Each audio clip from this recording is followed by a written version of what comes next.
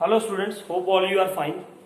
So today here we will discuss class 9th topic, that is Euclid's geometry. Euclid's geometry का मतलब क्या है ना? सबसे पहले देखो ज्योमेट्री है जो भी हम 9th में या पहले 8th में भी करते हैं, कुछ ज्योमेट्री कंसेप्ट्स हैं जो हमें यूक्लिड ने बताए थे ना, कई हजार साल पहले उसने इसकी खोज की थी।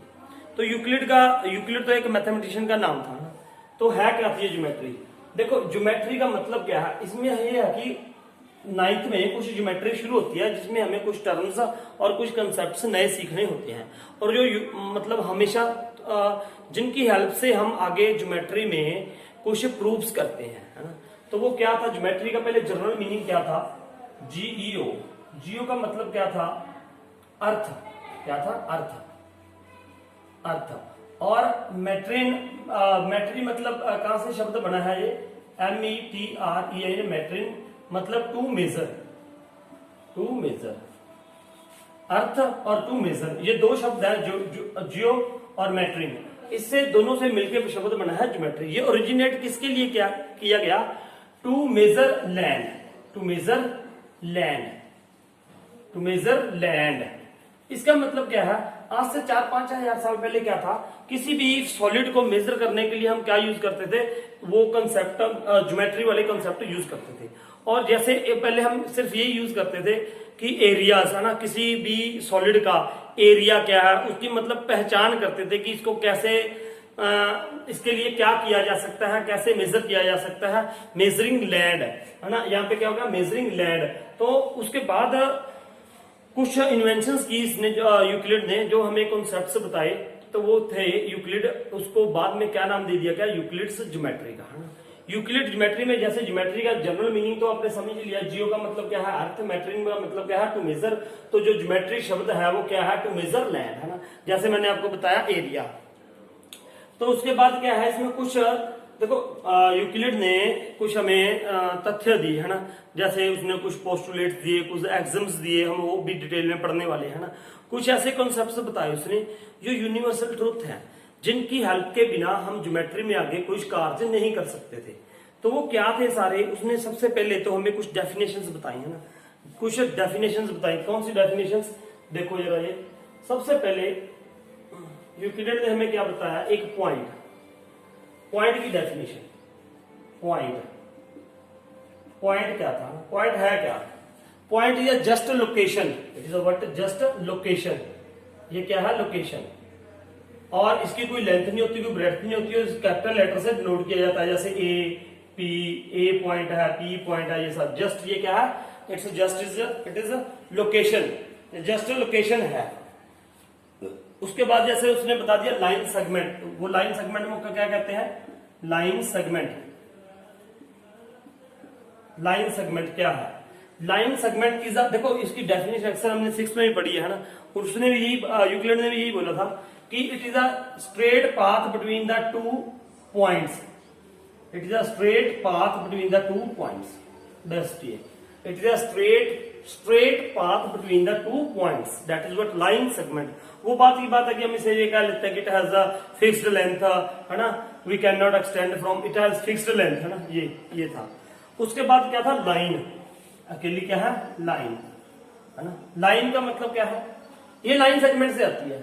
द लाइन सेगमेंट, क्या बोलेंगे? Line segment which we can extend from both sides. The line segment, ये वो लाइन सेगमेंट है जिस लाइन सेगमेंट को हम एक्सटेंड कर सकते हैं दोनों साइड से। देखो ये है ना, ये लाइन है, ये लाइन सेगमेंट थी मान लो। अगर मैं इसको एक्सटेंड कर दूं दोनों साइड से ऐसे, तो ये क्या बन जाएगी? लाइन बन जाएगी ऐसे, और दोनों तरफ इसके क्या होंगे? एरोज होंगे। तो ये लाइन सेगमेंट है which we can extend from both sides. उसके बाद उन्होंने कुछ और पॉइंट्स हमें बताए, जैसे सरफेस, है ना। सरफेस क्या है? What is the meaning of surface? Surface जैसे उसने ये बताया, कोई भी सॉलिड है ना, कोई भी सॉलिड है, जैसे ये है उसका, ये सारे क्या? ये क्या है? सरफेस है। ये भी सरफेस है इसका, ये भी सरफेस है, ये भी सरफेस है। सरफेस का क्या होता है? इट हैज नो थिकनेस, इसकी कोई थिकनेस नहीं है। ये क्या है? लेंथ और ब्रेड्थ होती है सिर्फ, वो क्या होता है? सरफेस होता है। और इन्होंने कुछ और भी डेफिनेशन बताई हैं, जैसे हम आगे धीरे धीरे पढ़ेंगे, है ना, इसमें। उसके बाद ये मेन जो टॉपिक था इसका वो था एक्सम्स। और उससे पहले हम आपको थोड़ी सी और बातें बताऊंगा मैं एक्सम्स और पोस्टुलेट्स, मेन इसमें आपने एक्सम्स और पोस्टुलेट्स करने हैं। एक्सम्स और पोस्टुलेट्स का मतलब क्या है वो बताने से पहले मैं थोड़ा सा आपको ज्योमेट्री के बारे में और बताऊंगा। जैसे सबसे पहले क्या है स्टेटमेंट। स्टेटमेंट, हालांकि ये आपको याद रखना पड़ेगा स्टेटमेंट है क्या ना। स्टेटमेंट क्या होती है? It is a sentence, it is a sentence, ये एक सेंटेंस होता है विच कैन बी ट्रू और फॉल्स। देखो स्टेटमेंट बता रहा हूं, स्टेटमेंट क्या है? स्टेटमेंट क्या है? It is a just sentence, it is a just sentence which need to be for true और फॉल्स। जो ट्रू भी हो सकता है, फॉल्स भी होता है, आपको जज करना होता है। जैसे मैंने क्या दिया, सम ऑफ द, मैंने यहाँ पे सेंटेंस लिख दिया, sum of 3 angles of a triangle is 180 degree. ये एक सेंटेंस है ना, ये क्या है? सेंटेंस है। आपको जज करना है कि ये ट्रू है या फॉल्स है, तो ये ट्रू है ना, तो इसका मतलब ये क्या है? स्टेटमेंट है। एक स्टेटमेंट है, ये ट्रू भी हो सकती है और फॉल्स भी हो सकती है। स्टेटमेंट मतलब स्टेटमेंट क्या होती है? स्टेटमेंट क्या होती है? एक सेंटेंस होता है which needs to be true और फॉल्स। वो ट्रू भी हो सकता है, फॉल्स भी हो सकता है। अब मैंने क्या दिया, 4 angles of a triangle, 4 angles, the sum of 4 angles of a quadrilateral is 180 degree. तो ये क्या है? ये रॉन्ग सेंटेंस है, this is what wrong sentence. तो स्टेटमेंट का मतलब क्या होता है? Sentence which can be true और फॉल्स, वो होता है सेंटेंस। सॉरी स्टेटमेंट, वो क्या होती है? स्टेटमेंट। स्टेटमेंट एक सेंटेंस होता है। अब उसके बाद क्या है? एक थ्योरम। अब हमने इसमें क्या करते हैं? थ्योरम्स करते हैं ना। क्या करते हैं? थ्योरम्स। थ्योरम का मतलब क्या होता है?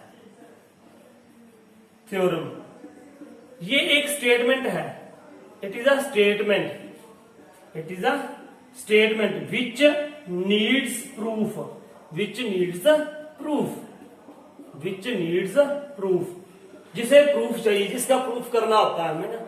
और वो थ्योरम, अब ये जो थ्योरम है, कोई भी थ्योरम है, उसको प्रूफ करने के लिए जो बेसिक चीजें हमें चाहिए वो यूक्लिड ने बताई हैं, उसे ही यूक्लिड ज्योमेट्री कहा गया है। जो स्टेटमेंट, जो थ्योरम्स हमें प्रूफ करने के लिए, देखो थ्योरम्स को प्रूफ करने के लिए हमें कुछ ना कुछ तो चाहिए, कोई बेसिक फैक्ट्स तो चाहिए। वो सारे जो बेसिक फैक्ट्स हैं वो यूक्लिड ने दिए और उसी को कहते हैं यूक्लिड ज्योमेट्री। ये था इसका मीनिंग यूक्लिड ज्योमेट्री का, है ना। तो थ्योरम आप समझ गए ना। थ्योरम क्या होती है? It is a statement which needs proof, जिसका प्रूफ चाहिए, जो हमें प्रूफ करना पड़ेगा, है ना। तो ये था थोड़ा सा इसके बारे में बेसिक। अब हम बात करेंगे अब हम एक्सम्स की और पोस्टुलेट्स की, जो उसने हमें दी है। एक्सम्स, AXIOMS, एक्सम्स, और दूसरा क्या है? Postulates. Axioms and postulates. Axioms क्या है? उसने 7 एक्सम्स दिए हमें, है ना। एक्सम्स का मतलब क्या है कि उसने कुछ सेंटेंस हमें बताए जो यूनिवर्सल ट्रूथ थे, which are universal truth everywhere, है ना, जो ज्योमेट्री में भी और होल मैथमेटिक्स में हम यूज कर सकते हैं। इट इज, हम क्या कह सकते हैं इसकी डेफिनेशन कि it is, these are the sentences which does not need any proof, where these all sentences are always in whole mathematics, it will be universal truth। जो ट्रूथ माने जाएंगे बिना किसी प्रूफ के, ठीक है। जैसे हम करते हैं ना बात, जैसे अब मैं आपको कहूं कि sun rises in the east, तो इसकी मुझे प्रूफ देने की जरूरत नहीं है, मुझे पता है, यूनिवर्सल ट्रूथ है कि sun rises in the east ही होता है ना, आप लोगों को पता है। तो ऐसे ही कुछ ये चीजें थी, उनको एक्सम्स का नाम दिया गया, जो होल मैथमेटिक्स में यूज होंगी, है ना, और जो यूनिवर्सल ट्रूथ है हमेशा, ना। तो हम इसको ये भी कह सकते हैं the basic facts which are the basic facts which are to be granted to be true, है ना, तो ऑलवेज ट्रू। तो ये क्या था। उसके बाद पोस्टुलेट्स। पोस्टुलेट्स भी क्या है? यूनिवर्सल ट्रूथ्स है। ये भी क्या है? यूनिवर्सल ट्रूथ्स है, ठीक है। Which will be truth without any proof, जिसको किसी प्रूफ की जरूरत नहीं होती है। ये एक्सम्स और पोस्टुलेट्स ही। अब इसमें डिफरेंस क्या है? ये भी यूनिवर्सल, आप बोलोगे साथ ये भी यूनिवर्सल ट्रूथ है, ठीक है, यूनिवर्सल ट्रूथ, और ये भी यूनिवर्सल ट्रूथ है। ये तो होल मैथमेटिक्स में यूज होते हैं। होल मैथमेटिक्स में मतलब ज्योमेट्री में भी, अलजेब्रा में भी, है ना, कहीं पे भी होल मैथमेटिक्स में यूज होंगे। लेकिन जो पोस्टुलेट्स हैं वो किस में यूज होते हैं? स्पेशली ज्योमेट्री में। These are related to geometry. These are related to geometry, यही इसमें डिफरेंस है दोनों यूनिवर्सल ट्रूथ। लेकिन एग्जाम्स किस में यूज होते हैं, एग्जाम्स यूज होते हैं स्पेशली होल मैथमेटिक्स में, और पोस्टुलेट्स किस में यूज होते हैं, ज्योमेट्री में। अब पोस्टुलेट्स कितने पढ़ने हैं हमने 5, और एग्जाम्स कितने पढ़े हमने 7। हम वन बाय वन डिस्कस करेंगे, पहले हम बात करेंगे एग्जाम्स की ना। तो एग्जाम्स आपको, हाँ एग्जाम्स की बात करते हैं पहले हम। अब ये एग्जाम्स क्या है, एग्जाम्स क्या है, द बेसिक फैक्ट्स, मैं यहाँ पे लिख भी रहा हूं, द बेसिक फैक्ट्स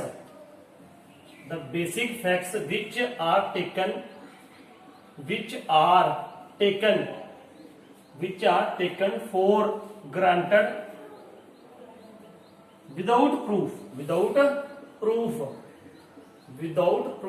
क्या मतलब है इसका, जैसे मैंने बोला था, these are the universal truths which does not need any proof, जिसका कोई प्रूफ नहीं होता है, which does not need any proof. तो वो होते हैं the basic facts which are taken for granted without any proof, है ना। तो वो होते हैं एग्जाम्स। अब हम 1 by 1 7 एग्जाम्स दिए थे, वो हम पढ़ेंगे, है ना। जो आपको लगेंगे हाँ यार ये तो होता ही है, तो बस वही उसने एक बुक में लिख दिया, है ना, एग्जाम्स। तो ये पहला देखो things which are equal to, अब साथ में बुक लेके बैठो, आप बुक के अकॉर्डिंग ही करा रहा हूं मैं। Things which are equal to the same thing, are equal to one another. मैं पूरा नहीं लिख रहा हूं, देखो मैंने थोड़ा सा लिखा है, things which are equal to the same thing are equal to one another. What is meaning of this, things which are equal to the same thing. अब let us suppose x is equal to क्या है 5, x equal to क्या है 5। दो चीजें हैं, एक x चीज है, एक क्या है y। दो things which are equal to the same thing. मान लो x इक्वल टू 5 है and y is also equal to 5, तो ये एक्सिम क्या है, देखो x की वैल्यू 5 है, y की वैल्यू 5 है, तो it means x is equal to क्या है 5, y। x is equal to क्या होगा, y होगा। ये है पहला एक्सिम, आपको समझ आया होगा। उसने ये बोला है था things which are equal to the same thing. Things कौन सी थिंग्स, यहाँ पे मान लो एक x है, एक क्या है y। x इक्वल टू क्या है 5 और y इक्वल टू क्या है 5, तो अगर x भी 5 के इक्वल है, y भी इक्वल टू 5 है, तो x और y क्या होंगे, इक्वल। तो उसने ये बोला था things which are equal to the same thing are equal to one another. ये पहला था, x थी एक चीज 5 के इक्वल है, y 5 के इक्वल है, ये दोनों x और y सेम चीज के इक्वल है, कौन सी 5 के, तो x और y भी क्या होंगे, इक्वल। ये पहला एक्सम है। अब सेकंड एक्सम की बात करते हैं। अब सेकंड क्या है, देखो second, if equals are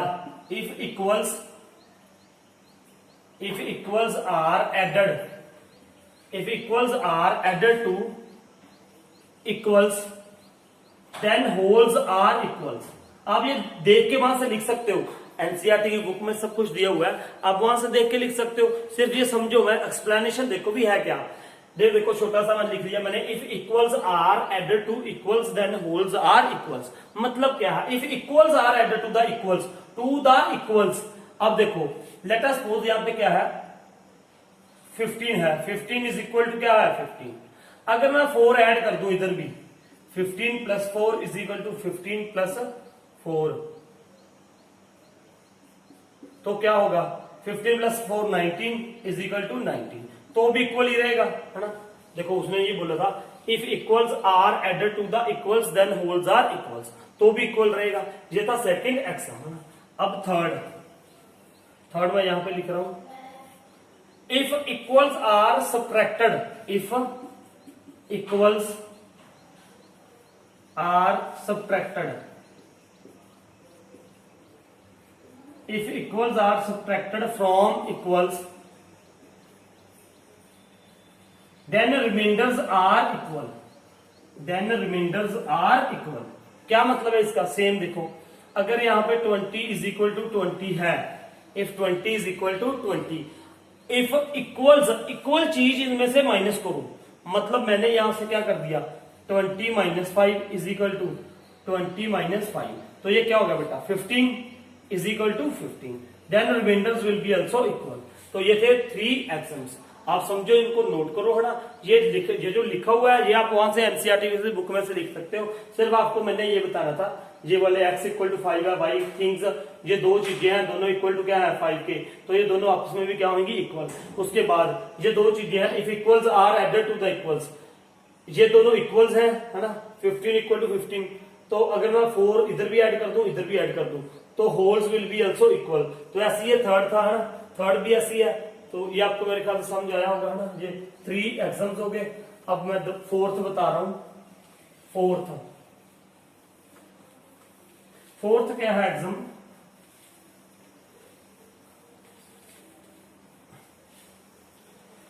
if two things are coincide, if two things are coincide, coincide का मतलब क्या है, देखो फोर्थ क्या है, if two things are coincide, जैसे मान लो ये यहाँ पे मेरे पास एक ही है ये डब्बी, ये चौक बॉक्स है एक और ऐसा चौक बॉक्स होगा, अगर वो कोइंसाइड, कोइंसाइड का मतलब देखो, कोइंसाइड का मतलब ये जैसे मैं हैंड्स की एग्जांपल भी दे सकता हूँ यहाँ पे, ये जो हैंड्स है ना, if two things are coincide, coincide मतलब अगर मैं यहाँ पे एक ऐसे रख दूं तो दूसरी को कवर कर ले, आपको दिखाई ना दे, तो वो क्या होगी इक्वल होगी।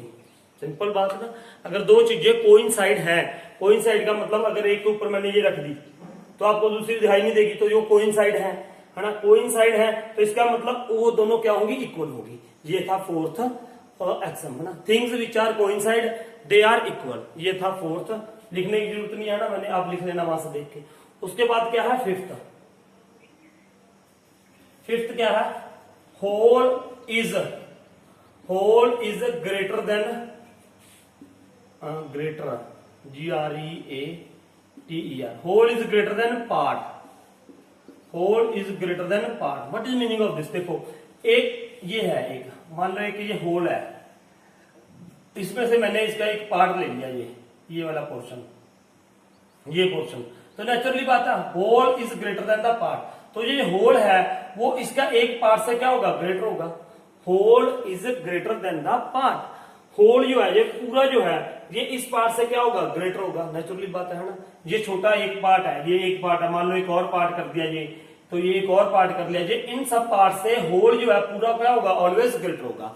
ये था fifth axiom, whole is greater than the part है ना, तो एक पार्ट से होल क्या होगा ग्रेटर होगा है ना। उसके बाद उसके बाद है सिक्स्थ एग्जाम, क्या कहता है कि if doubles, if the things which are double of the same thing, if anything is equal to the double of anything. मान लो मैं छोटी एग्जांपल देता हूं पहले है ना, लेट अस सपोज यहाँ पे x है, x इज इक्वल टू क्या है 2y, x is equal to क्या है 2y। उसके बाद मान लो z है, z is also equal to 2y, तो ये क्या होगा x इज इक्वल टू क्या होगा z होगा, x इज इक्वल टू क्या होगा z होगा।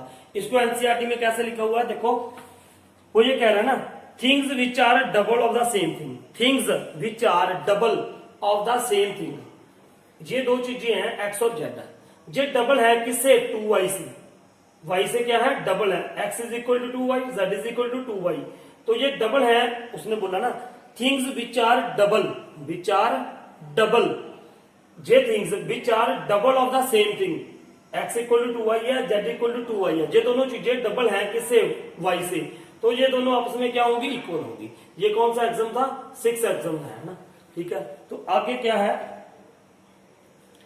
halves of equals are equal, halves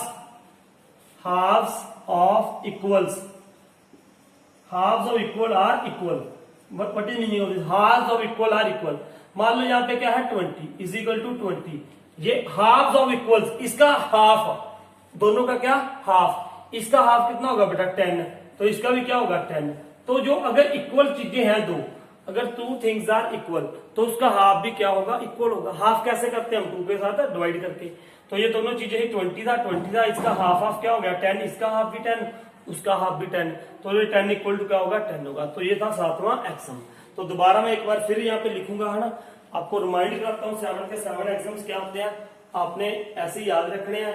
ये हाफ और इक्वल आर इक्वल, ये आप देख के लिख सकते हो एनसीईआरटी में से है ना, सिर्फ आपने यहाँ पे समझने थे कि क्या है। तो one time again I will tell you this one by one है ना। पहला एग्जाम हमने क्या पढ़ा था, things which are equal to the same thing, things which are equal to the same thing, x equal to 5 है, y equal to 5 है, तो x इक्वल टू क्या होगा y होगा। ये पहला एक्सम पढ़ा था जिसको हमने बोला था things which are equal to the same thing are equal to one another. Second, if equals are added to the equals, मान लो यहाँ पे क्या है 20 इज इक्वल टू क्या है 20, अगर मैंने यहाँ पे 10 ऐड कर दिया और इधर भी 10 ऐड कर दिया तो क्या होगा 30 इज इक्वल टू 30। इसको ये कौन सा था, if equals are added to the equals then wholes are equal. उसके बाद थर्ड क्या था, let us suppose there is a 50 is equal to 50, मैंने इधर -10 कर दिया, इधर भी -10 कर दिया, तो ये क्या हो जाएगा 40, इधर भी क्या हो जाएगा 40। तो ये कौन सा एग्जाम है, if equals are subtracted from the equals, if equals are subtracted from the equals, 50 equal to 50 था, उसमें 10 क्या कर दिया माइनस, तो पीछे जो रिमाइंडर आएगा वो भी क्या आएगा इक्वल आएगा, है ना।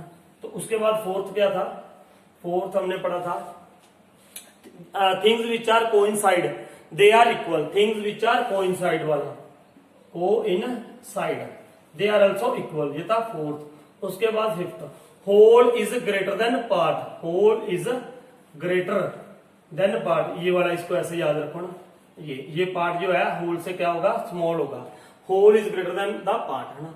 उसके बाद क्या था सिक्स्थ क्या था, जैसे मैंने बोला था if things are double of the same thing, z is equal to 2y, things which are double of the same thing are equal to one another, तो x इक्वल टू क्या होगा z, है ना।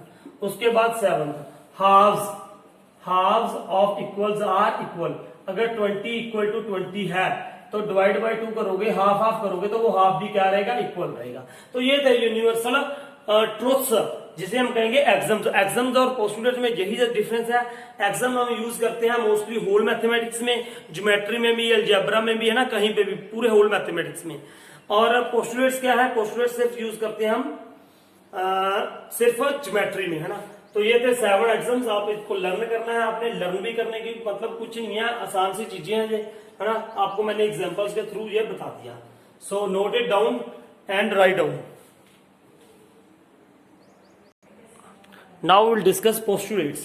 पोस्टुलेट्स क्या है, postulates भी क्या है, यूनिवर्सल ट्रूथ्स हैं which we taken without proof. Geometry में जो, जैसे मैंने बताया था थ्योरम्स है, थ्योरम क्या होती है, it is a sentence which needs a proof, it is a statements which needs a proof. तो उन प्रूफ्स के लिए कुछ बेसिक फैक्ट्स होते हैं, वो बेसिक फैक्ट्स को ही क्या कहते हैं एक्सम्स एंड पोस्टुलेट्स। तो ये क्या होगा अब, now the postulate, what is first postulate. First postulate क्या है, स्ट्रेट लाइन, मैं पूरा नहीं लिख रहा हूं, थोड़ा छोटा लिखूंगा, straight line can be drawn from one point to another point, a straight line can be drawn from one point to another point। मतलब क्या है, एक स्ट्रेट लाइन, अगर दो पॉइंट है, एक ए है एक बी है, तो इनके बीच में ही स्ट्रेट लाइन ड्रॉ की जा सकती है। ये क्या था पहला पोस्टुलेट, अ स्ट्रेट लाइन में can be drawn, may be drawn लिख दो, कैन बी ड्रॉन लिख दो ना, ए straight line may be drawn from one point to another point, A straight line may be drawn from one point to another point, ठीक है। तो ये होगी, जैसे एक ये पॉइंट था ए, एक ये पॉइंट था बी, ये स्ट्रेट लाइन ड्रॉ कर दिया। उसके बाद और इसका एक यहाँ से ये भी निकल के आता है कि there can be only unique line which can pass through the two points, है ना। एक ही लाइन है जो दो पॉइंटों से पास होके जा सकती है, ठीक है। There will be a one line which can be pass through the two points, है ना। एक पॉइंट से तो अनलिमिटेड लाइन आ सकती है, नो प्रॉब्लम, है ना। अब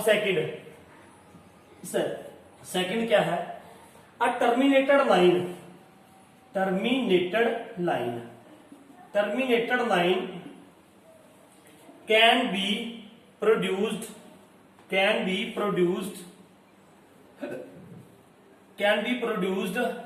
from both sides, or you can say that a terminated line can be produced from both sides। वो क्या मतलब है, टर्मिनेटेड लाइन का मतलब उसने किसको बोला है, यूक्लिड ने किसको बोला है, एक लाइन सेगमेंट को बोला है। This they have said to the one line segment, और एक लाइन सेगमेंट को दोनों तरफ से एक्सटेंड किया जा सकता है। ये था second postulate, this was the second postulate, है ना। उसके बाद थर्ड क्या था, all right angles all right angles are equal to one another, equal to one another या इक्वल टू ईच अदर कह दो। ऑल राइट एंगल्स, अब यार एक एंगल राइट एंगल मैं बोलूं आपको वो 90 है, दूसरा एंगल क्या है 90 डिग्री, दूसरा राइट एंगल, तीसरा राइट एंगल भी क्या है 90 डिग्री, तो वो सारे क्या है इक्वल टू वन अनदर होंगे, है ना। उसके बाद था फोर्थ पोस्टुलेट। फोर्थ पोस्टुलेट क्या है, a circle can be, a circle, a circle can be drawn with any, a circle can be drawn with any radius with any centre, कोई भी सेंटर कोई भी रेडियस लेके हम ड्रॉ कर सकते हैं सर्कल। जैसे ये सेंटर मान लिया मैंने, यहां पे ये ऐसे सर्कल ड्रॉ कर दिया, यहां पे सेंटर मान लिया, यहां पे ऐसे सर्कल मान लिया। A circle can be drawn with any radius and any centre, ठीक है। तो ये चार पोस्टुलेट, पहला कौन सा था, a straight line may be drawn from one point to another point, और terminator line can be and produce endlessly from each other from both ends, and all right angles are equal to one another, सारे right angle जो होते हैं वो 90 degree होते हैं, तो एक दूसरे के इक्वल होंगे। उसके बाद a circle can be drawn of any radius and any centre, ये आप बुक में से देख के लिख सकते हो इसलिए ना। अब रह गया फिफ्थ। फिफ्थ पोस्टुलेट क्या है, फिफ्थ पोस्टुलेट, फिफ्थ जरा ध्यान से समझो, क्योंकि 5.2 एक्सरसाइज है वो बेस्ड है सिर्फ यही है, ओनली दिस 5.2 एक्सरसाइज है वो सिर्फ फिफ्थ पोस्टुलेट ही है क्या, आप ये सुनो, ये क्या कह रहा है, a straight line, a straight line, if a straight line, मान लो ये स्ट्रेट लाइन है L and this is a straight line M, ठीक है, ये स्ट्रेट लाइन है। If a straight line falling on the straight line, if a straight line falling on the two straight lines, देखो मैं ये कह रहा हूं if a straight line falling on the two straight lines, ये एक straight line है T, ये कहां पे फॉल कर रही है L और M के ऊपर, है ना। अब देखो if the sum of the two interior angles, sum of the interior angle ये चार है 1 2 3 4, ये चार एंगल है exterior. If the sum of the two interior angles, if the sum of the two interior angles on the same side of the transversal is less than 180 degree, is less than 180 degree, is less than 180 degree, then the two lines will be intersect on the same side। क्या बात समझाई? If a straight line falling on the two straight lines, if a straight line falling on the two straight lines, on the two straight lines, then the sum of the two interior angles on the same side of the transversal is less than 180, or you can say that less than two right angles, then the two lines will be intersect, ये दोनों lines intersect करेंगी उसी side में, ठीक है। ये है Euclid's fifth postulate. दोबारा फिर सुन लो, अगर दो स्ट्रेट लाइंस हैं और उसके ऊपर एक स्ट्रेट लाइन फॉल कर रही है और दो interior angles on the same side बन रहे हैं, ये सेम साइड पे है ये दोनों एंगल, अगर इन दोनों का सम इधर वाली साइड पे लेस देन 180 है, और you can say that less than two right angles है, less than two right angles है, तो ये दोनों लाइनें इस तरफ कटेंगी, इस तरफ नेवर दे विल इंटरसेक्ट, इस तरफ तो ये कभी भी कटेंगी नहीं, ये ऐसे चली जाएगी, ये ऐसी चलती रहेगी, दे विल नेवर इंटरसेक्ट। उसी साइड में कट करेंगी जिस साइड पे इन दोनों एंगल्स का, इंटीरियर एंगल्स का सम क्या होगा, लेस देन 180 होगा। और दूसरी बात एक और बता दूं मैं, अगर इन दोनों का, ये फिफ्थ पोस्टुलेट यहीं तक है बस, है ना। उसके बाद अगर इन दोनों का सम एंगल 1 प्लस एंगल 2 क्या हो जाए 180 हो जाए, तो ये क्या होगा, ये लाइंस क्या होंगी, पैरेलल होंगी, बस सिंपल सी बात है। अगर इनका सम इधर 180 से ज्यादा हो जाता तो ये इधर नहीं इंटरसेक्ट करती, दूसरी साइड इंटरसेक्ट करेंगी। नेचुरली बात है, ये दोनों एक साइड पे इंटरसेक्ट करेंगी, या तो इधर ट्रांसवर्सल के या इधर। अगर इधर इन दोनों का सम 180 से लेस है तो इधर इंटरसेक्ट करेंगी, अदरवाइज इधर करेंगी, है ना। तो ये था यूक्लिड्स फिफ्थ पोस्टुलेट। तो आप इसको नोट करो, है ना, पोस्टुलेट्स को भी और एग्जाम्स को भी। और after that we will do the exercise 5.1। Thank you for watching this video.